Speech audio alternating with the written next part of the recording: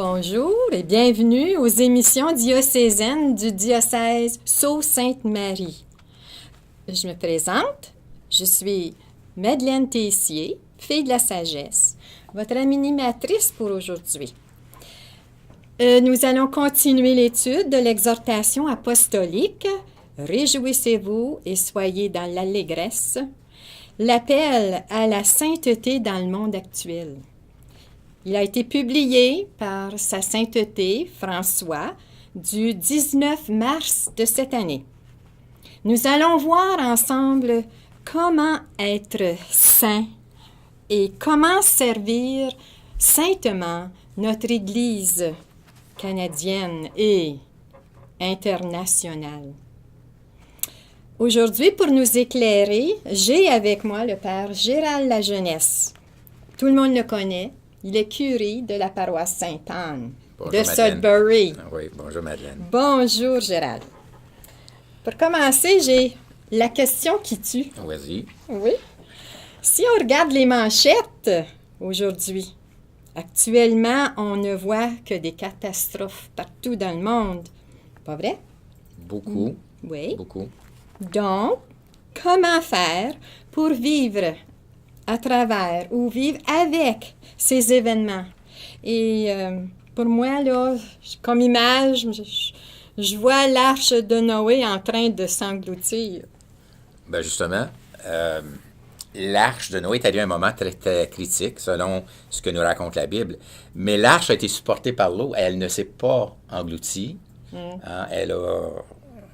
Je ne dis pas qu'elle n'a pas été bardassée un petit peu par les vagues, mais ultimement, qu'est-ce qui est arrivé? Elle s'est posée délicatement sur le sol et tout le monde était bien. Donc, il y a beaucoup de mauvaises nouvelles, beaucoup de catastrophes, toujours. Et c'est de savoir quand même voir le bon et le bien, pas dans l'événement même, mais tu sais, comment le bon et le bien s'expriment lorsque surviennent ces événements-là. Je donne un exemple. Puis, malheureusement, c'est un exemple qui nous a donné beaucoup de difficultés. C'est l'événement du 11 septembre 2001. Et qu'est-ce qu'on a fait? On a augmenté les mesures de sécurité. Ça prend plus de temps à passer, mais on devrait normalement pouvoir voyager de façon plus sécuritaire. Normalement. Alors oui, il y a beaucoup de désastres, il y a beaucoup de catastrophes, mais il n'y a pas juste ça. Il faut aussi penser que les catastrophes, ça vend des journaux, puis ça fait les unes de les nouvelles, alors que les actes de charité, très souvent, ça passe sous silence, comme elles le devraient de fait. Donc, on n'en entend pas souvent parler des bonnes choses, des belles choses, mais il y a des belles choses. Il y a des belles choses qui se passent. Heureusement, oui. Si on était au temps de Jésus, il y avait des belles choses continuellement. Il n'y a pas juste la tour de Siloé qui est tombée là, dans le temps de Jésus. Il a quand même guéri des malades. Il a fait voir du monde. Il a ressuscité des gens. Mais c'était la préoccupation de Jésus de nous amener à faire le bien, à vivre saintement. Et puis, sa vie a été un modèle, un exemple. C'est ça. Alors aujourd'hui, dans notre entretien, vas-tu nous donner des moyens pour vivre saintement? Ben, je vais m'inspirer d'un peu ce qu'a écrit le pape, puis on va voir si on peut dire à la fin, oui, tu nous as montré, ou non, tu as échoué. Ah! OK? C'est beau. Alors, nous allons regarder ensemble le 4e chapitre de son exhortation. Dès le début du 4e chapitre, le pape mentionne des affaires très vite, là, mais il ne s'attardera pas à ces affaires-là. Hein. Il y a différentes méthodes de prière. Il y a les précieux sacrements de l'Eucharistie, de la réconciliation, l'offrande de sacrifice, diverses formes de dévotion, la direction spirituelle. Ça, c'est tous des moyens de se sanctifier, mais il dit, je ne m'arrête pas à ça. OK. Alors, bon. Tu veux en savoir plus? Ah ben oui, si tu dis qu'il ne s'arrête pas à ça, il doit y avoir d'autres choses derrière qui le préoccupent, puis peut-être dans des détails un petit peu plus importants. C'est ça. Alors, dans le prochain paragraphe, tout de suite, il mentionne des limites. Des limites, je dirais, culturelles à la sainteté. Hein? Il parle de l'anxiété nerveuse, il parle de la violence. Oui. Hein? Il parle de la négativité et la tristesse. Oui. Il parle de l'acédie commode. L'acédie, c'est pas trop en faire, tu sais. C'est ça qui est ça. Puis on peut presque parler de paresse, mais c'est un petit peu plus compliqué que ça, l'acédie. Il parle du consumérisme. D'ailleurs, ça revient à plus d'une place qui y fait référence. L'égoïsme, l'individualisme, des formes de fausse spiritualité aussi qu'il mentionne comme étant des limites à la sainteté. Oui. Alors, c'est ça. Il faut s'en défaire. On ne peut pas vivre à côté de ça, on baigne dedans. Ben, sais-tu, si on pense, hein, quand on a dit, dans la parabole de Jésus, du blé et de l'ivraie, hein, qu'est-ce que Jésus a dit? Laissez-les pousser ensemble. C'est ça. On ne peut pas s'en défaire, ça va être là.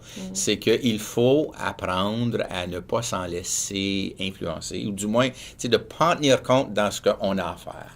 Parce qu'il y aura toutes ces choses-là tout autour de nous. Des gens qui font rien, des gens qui sont négatifs, des gens qui sont chialeux, toutes sortes de théories, de façons de voir, de faire, qui se présentent sous des formes modernes de spiritualité. Non, lui, il regarde d'abord et avant tout, il est centré sur Jésus. Il est centré sur Jésus. Alors pour lui, c'est Jésus qui prime. Oui, le Christ mort et ressuscité. Oui,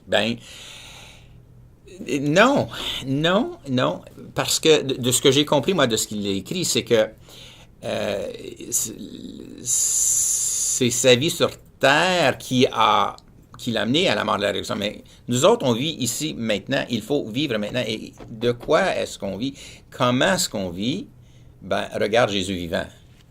Parce que qu'est-ce que tu peux dire? Qu'est-ce que tu peux me dire de Jésus ressuscité? Oh, Seigneur. Alors, tu vois? Non. Tu me prends au coup? Non, c'est parce qu'il n'y a pas de réponse. Moi, j'en ai pas. On va aller puiser dans la prière. On va aller chercher. On va aller puiser, on va regarder qu'est-ce que Jésus a fait. Oui. Puis c'est là, parce que Jésus est le Saint des Saints. Hein, et si tu cherches à vivre comme Jésus, alors, voilà les moyens qu'il faut adopter et adapter, je dirais, les deux, adopter et adapter, parce qu'il n'y a pas deux personnes pareilles. Et de s'en tenir à ça. Alors, le pape donne 5 pistes. OK. La première, c'est l'endurance, la patience et la douceur. Alors, pour lui, l'endurance, la patience et la douceur, c'est d'être centré solidement, d'être axé, d'être orienté vers Dieu qui aime et soutient. Dieu nous aime. Et puis, moi, c'est une chose que j'aime dire souvent. Puis, pour moi, là, la Bible se résume, j'ai déjà dit à cette émission d'ailleurs, pour moi, la Bible se résume à 3 petits mots. Je t'aime. Ah, ben oui. Tout le reste, c'est de la dentelle. Bon, je dis pas qu'il faut se défaire de la dentelle, c'est pas ça. Mais le message central, puis on voit que le pape François le croit, ça aussi. Je suis pas tout seul, je suis en bonne compagnie. Hein? Et je pense que, en lisant tout le document, parce qu'il se réfère plutôt souvent à des saints et des saintes, et on peut voir que ce sont des hommes et des femmes qui étaient eux aussi convaincus de cette réalité profonde, hein, que Dieu qui nous dit « Je t'aime ». Alors, et qu'est-ce qu'il faut faire? Donc, il faut endurer dans cet amour. Il faut être fidèle, il faut toujours être constant dans cet amour, hein, il faut être patient dans cet amour, et il faut être doux dans cet amour, parce que l'amour de Dieu devrait nous adoucir.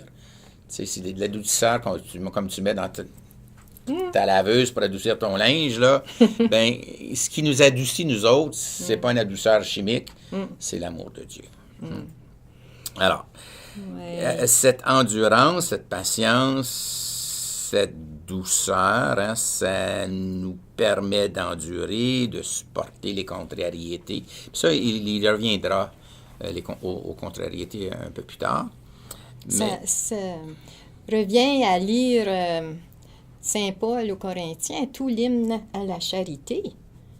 C'est vouloir toujours créer un climat harmonieux autour de nous, surtout là où nous vivons, avec les personnes à nos côtés. Oui. Et pour m'aider, moi, je sais pas, je trouve que c'est important de faire la relecture de notre journée avant de s'étendre pour la nuit. Ben ça, oui, ça revient, mais ça revient pas tout de suite dans cette endurance. Est-ce que j'ai été douce envers mon prochain? Moi, je me souviens que j'ai toujours gardé ça. Un petit carnet que j'écris le soir, toutes les douceurs qui se sont passées dans ma journée, au moins une douceur. Parce que souvent, c'est rien que du négatif. Mais c'est des moyens que je prends pour essayer au moins d'être en harmonie avec mon entourage, ma communauté, mon groupe communautaire. Mais ça, l'affaire de communauté, c'est une des choses à laquelle on va revenir dans quelques moments. Mais là, sur l'endurance, ben oui, il faut être endurant dans une communauté. Il y a du monde qui sont pas faciles. C'est très demandant, mon père. De toute façon, cette endurance, cette patience, cette douceur, dans le fond, lui, il décrit ça comme étant une force intérieure et qui est témoignage de sainteté. La patience, c'est la constance dans le bien. C'est je ne me laisse pas détourner, je ne me laisse pas encourager. D'ailleurs, c'est ça l'endurance, hein, c'est toffer. Même des fois, c'est s'entêter. Dans le bon sens, pas pour contrarier les autres, mais s'entêter dans la bonté. Oui. Hein, c'est être fidèle à l'amour, il parle de ça beaucoup. Et il parle aussi, dans cette endurance, c'est de devenir attentif face à nos propres penchants agressifs et égocentriques. Alors, c'est apprendre à se détourner, si je peux dire, de ces penchants maléfiques ou ces penchants destructeurs ou ces penchants qui font mourir à l'intérieur de moi. Hein? Alors, savoir reconnaître, c'est savoir se reconnaître aussi. Puis ça va dans le sens de ce que tu disais tantôt, hein? Cette révision de vie. Oui. Se pardonner aux autres. Il insiste aussi sur tout le dommage que fait la violence verbale. Puis là, il parle longuement sur l'Internet. Et tu sais, on parle de cyberbullying, toutes ces choses-là, qui font beaucoup de tort, qui font beaucoup de dommages. Et dans ce sens-là, hein, à un moment donné, il rappelle le 8e commandement, de ne pas porter de faux témoignages ou mentir. Alors, dans le fond, il dit qu'il faut être vrai et authentique. C'est pas facile d'être sincère avec soi-même. J'ai un ami qui m'a déjà dit, je me souviens, j'étais en 1973, au mois de septembre, nous étions en train de manger ensemble, puis il m'a dit, Gérald, il n'y a pas de degré d'honnêteté. J'ai toujours porté ça, cette phrase-là. Tu sais, puis des fois, je le maudissais, mon ami. Ça a été bien plus facile, sans être malhonnête, de, tu sais, peut-être sautiller autour, mais voilà, il n'y a pas de degré d'honnêteté. Parce que des fois, quelqu'un qui nous interpelle, ça peut faire mal. Il a été vrai, probablement, avec ce que lui ressentait, mais est-ce que moi, j'ai dit tout ce que moi aussi je ressentais? C'est important, la communication. Oui, mais des fois, toute vérité n'est pas nécessairement bonne à dire. Hein. Des fois, dire quelque chose à quelqu'un, c'est... puis justement, le pape l'adresse, hein, le saint ne consacre pas ses énergies à déplorer et à dévoiler les erreurs des autres. Des fois, Mon grand-père, Comtois, Oui, oui, oui. il faisait ce geste-ci. Zip. Zip. Tu sais. Zip it up. Alors, des fois, il faut souffrir en silence. Il ne le dit pas de même, mais ça revient un petit peu à ça. L'humilité, hein. L'humilité. Alors, l'humilité fait partie justement de La l'endurance. sainteté, oui. Et il parle aussi d'endurer l'humiliation. Et il dit, de fait, l'humiliation, c'est une route, c'est un chemin de sainteté. Ça peut surprendre à prime abord, mais l'humiliation. Mais l'humiliation vécue dans l'humilité, puis là, il donne l'exemple de Jésus, où à plusieurs reprises, on l'a traité de fou. On essaie de le prendre au piège. Puis Jésus a été humble là-dedans. Et tu sais, ça aurait d'être humiliant ce qu'il a vécu. Alors, puis là, il fait attention, par exemple, il dit, faut pas que ça soit du masochisme. Il faut vraiment que ça soit vécu dans l'humilité, alors, dans le sens de imiter Jésus, et afin de pouvoir grandir en union avec lui. Alors, ce à quoi ça va nous donner, c'est un cœur pacifié par le Christ, libéré de cette agressivité qui jaillit sur un ego surmené. Alors ça, c'est la première clé, la première façon. Puis ensuite, il s'en vient à une deuxième manière de sainteté, de sanctifier, c'est par la joie et le sens de l'humour. Oui. Qu'est-ce que j'ai déjà entendu? Donc, un saint triste, ça fait un triste saint. J'allais te dire ça. Bon, oui. ben dis-le moi d'abord. On dit que triste saint, non. Un saint triste. Un saint triste va faire un triste saint c'est ça. dans le. Parce que si tu donnes tout le monde autour de toi-même parce que tu es malendurant, et c'est justement ça. La sainteté, c'est pas la malendurance, c'est la bienveillance, c'est d'être bon, c'est d'être fin, c'est d'être gentil, c'est d'avoir un esprit positif. Il y en a qui ont toujours l'humeur égale. Je les envie, ceux-là. Ben, mais c'est dans leur nature. Mais c'est de la bonne compagnie, ça. Ouais. On se tient proche d'eux autres. Alors, pour le pape, être chrétien, c'est être dans la joie de l'Esprit Saint. Et qui, d'ailleurs, la joie, c'est un des dons de l'Esprit. Oui. Saint Paul le dit. Oui. Parce que l'amour de charité entraîne nécessairement la joie. Si je suis fin envers toi, moi, je suis heureux d'être fin envers toi, mais toi, tu seras heureuse de recevoir cette finesse de ma part. C'est ça. Tu sais? Oui. Si je te dis que tu as donc de l'air bête aujourd'hui, c'est différent de dire qu'est-ce qui va pas aujourd'hui? Oui. Tu vois? C'est le même message, mais livré différemment. Livré différemment. Oui. Alors, n'oublions pas que Jésus, Saint Paul, c'est-à-dire, il dit, réjouissons-nous sans cesse dans le Seigneur. Je le dis encore, réjouissons-nous. Et d'ailleurs, cette joie, c'était plus ou moins prévu ou anticipé, entrevu par les prophètes, car le pape nomme plusieurs passages bibliques, pousse des cris de joie, des clameurs en Isaïe. Monte sur une autre montagne, messagère de Sion, élève et force la voix, messagère de Jérusalem, dans la joie, encore en Isaïe, que les montagnes poussent des cris de joie, car le Seigneur a consolé son peuple, il prend pitié les affligés, toujours Isaïe, exulte avec force, sois joyeuse, fille de Sion, crie de joie. Le beau Magnificat de Marie. Le beau Mon âme Magnificat, exalte le et Seigneur, d'ailleurs, exulte mon esprit en Dieu, mon ça. sauveur. Était joyeuse. Joyeuse de faire la volonté de Dieu. Et la joie d'être aussi. La joie. Moi, je suis toujours très souvent émerveillé de voir que les personnes face à la mort sont dans une paix, une sérénité. Et même, j'en vois souvent qui sont dans la joie. Puis j'entends, je m'en vais à la maison. Alors, c'est des gens qui vivent quand même des situations anxieuses, mais c'est pas l'anxiété qui l'emporte, c'est cette joie, cette paix intérieure. Puis c'est certain, le pape, il est pas fou. Il dit, il y a des moments difficiles, des temps de croix.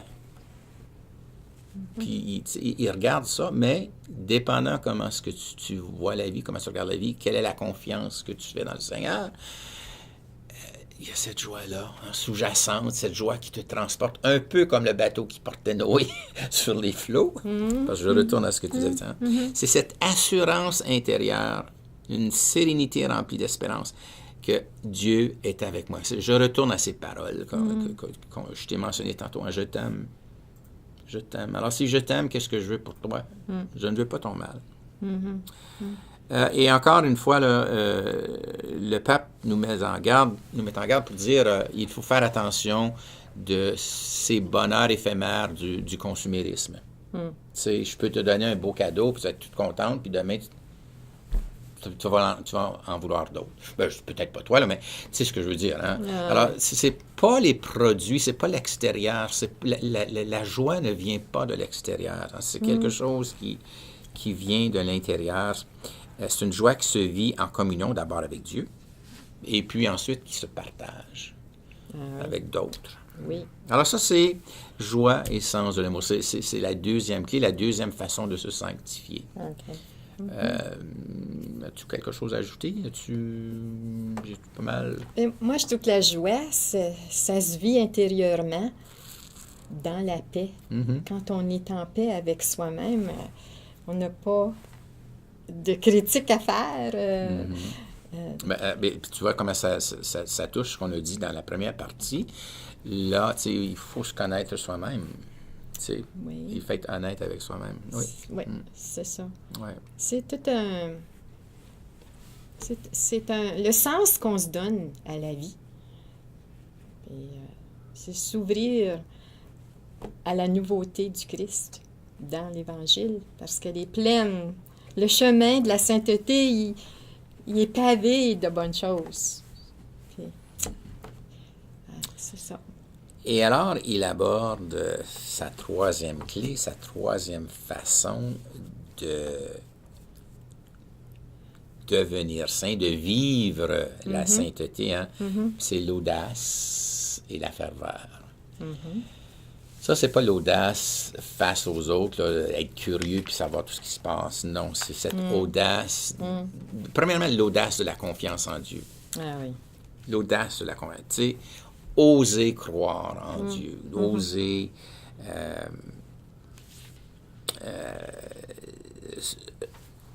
reposer sur, pour nous qui sommes baptisés sur la parole de Jésus, oser croire en la résurrection, oser croire que nous sommes appelés à la résurrection. Moi, je suis toujours sans réponse devant cette question-ci que je me pose assez souvent. Qu'est-ce que j'ai fait pour mériter ça? Puis j'ai pas de réponse. J'ai pas de réponse. Hein. C'est la gratuité divine. Une de mes premières leçons, une de mes premières leçons que j'ai retenues en direction spirituelle lorsque je cheminais vers le séminaire, mon accompagnateur qui m'a dit, Gérald, n'oublie pas que tu n'es qu'un serviteur inutile. Ah oui. Inutile. C'est pas ça qui est dans la... Oui, c'est ça qu'il dit. Mais inutile. Dans l'Évangile. Bon, ben ce n'est pas dire que tu es inutile. C'est dire que Dieu t'aime parce que tu es là. Alors ça, c'est l'audace et la ferveur. Oui. L'important, c'est de garder la foi. Toujours. Ensuite, là, on a parlé de communauté tout à l'heure. Oui. On ne peut pas penser qu'on va devenir saint par soi-même. Il faut vivre avec d'autres. Il faut partager avec d'autres. La communauté crée un lieu où la sainteté peut s'épanouir. Et là, le pape nomme toutes sortes de petits détails. Tu deviens, en communauté, tu deviens attentif à toutes sortes de choses. Okay. Le détail du vin qui était en train de manquer. Hein? Ça, c'est dans Saint-Jean. Le petit détail d'une brebis qui manque. Une parabole là-dessus. Le petit détail de la veuve qui offrait 2 pièces 7. Alors, savoir voir ça. Puis finalement, le dernier moyen, la dernière clé, le temps file, c'est d'être en prière constante. Ne pas avoir peur de prier. Puis là, il se réfère au pèlerin russe. Moi, un des livres que j'ai lu avant mon entrée au séminaire qui m'a beaucoup, beaucoup influencé, d'être continuellement dans la prière. Oui. Alors, avoir cette habitude de désir de Dieu, développer cet esprit de prière, parce que j'ai besoin de communiquer avec, j'ai besoin d'être avec, j'ai besoin de me coller dessus. Okay. Tu sais, puis Oui. la prière, c'est la façon qu'on a de se coller sur Dieu. C'est ça. On sort de soi-même pour le prier, le louanger, l'adorer. On le contemple, on pense à lui, on se questionne sur lui et on le laisse nous questionner. C'est cette parole que le paysan avait dit au Saint-Curé d'Ars, qu'est-ce que tu fais ici? Ben, je le regarde puis il me regarde. C'est ça. Je l'avise, je le regarde puis il me regarde. Oui, je sais ce que... et c'est le temps de prière, c'est toujours dans le silence, donc ça nous permet de discerner, de mieux voir, de mieux comprendre, de mieux explorer. Autrement, et puis ça c'est cité directement du pape, autrement, toutes nos décisions ne pourront être que des décorations au lieu d'être un moment d'exaltation de l'Évangile. Oui. Je trouve ça, c'est très beau. Puis là, il dit, faites attention comment prier. Hein. T'es pas prié de même, là. C'est pas ça, prier.